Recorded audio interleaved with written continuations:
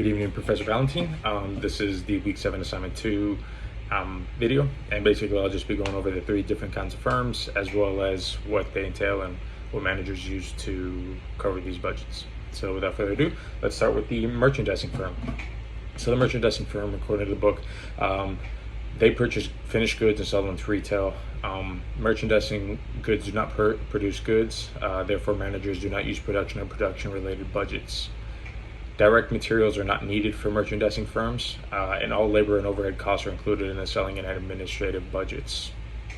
Merchandise purchasing budget will predict the number of merchandise purchased and the cost per unit, and they're based on sale projections. So a real-world example of the merchandising firm or firms or organizations would be someone like Publix, which, yes, they do have their bakery and they do create their own goods, but theoretically, like, the majority of the things that they have aren't theirs. And so it'd be, even it doesn't have to be Publix, just a grocery store. So say the Gatorade's on the shelves, the buy one get one frees, that would be an example of a merchandising firm. So now let's move into service firms. So service firms, similar to merchandising firms, they'll provide services, not goods. So they don't produce anything.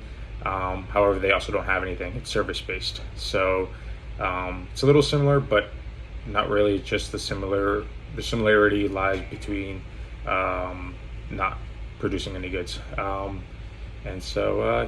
there's no inventory of anything for service firms. And they're focused on projected sales and labor costs. That's what a service firm prioritizes. And they must constantly estimate their services in order to keep up with their operating budgets. And so a real world example of that could be a plumbing company coming to fix your drains or your shower or your toilet, anything like that. That is a service firm example. And then lastly, we'll have the not-for-profit firm, which they're hard to detail in the operating budget, giving not-for-profits have many different avenues. Some of them can be service-based, some of them can be donation-based. It's just tough to kind of dictate them, but you can, as you can for everything else. One good positive thing that I found is that a not-for-profit firm can adopt a surplus budget, and that is to repay debts that they might owe, and that is according to the article that I have linked below.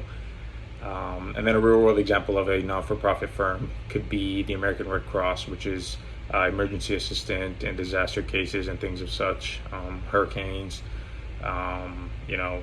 any natural causes of old health, things like that. So that's a not-for-profit firm example. And so that's basically the 3 different kinds of operating budgets that they run on.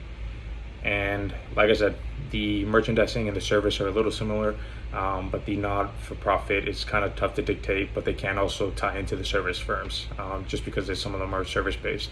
So that's kind of the similarities and differences, and take care.